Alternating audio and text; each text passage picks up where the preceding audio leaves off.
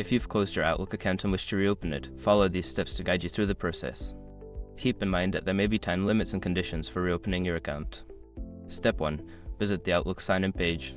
Go to the Outlook sign-in page by entering the URL in your web browser. This is where you will begin the process of attempting to recover your closed account. Step 2. Enter your email address.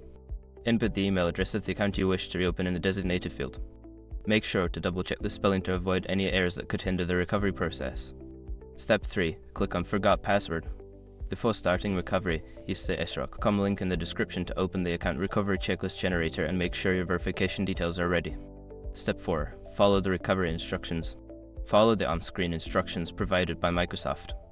This may involve answering security questions or receiving a verification code via your recovery email or phone number. Step 5. Confirm account reopening. Once you have successfully verified your identity, you will be given the option to reopen your account. Follow the prompts to confirm your decision and restore access to your Outlook account. In conclusion, reopening a closed Outlook account can be straightforward if you follow the necessary steps. Make sure to act quickly, as there may be a limited time frame for account recovery.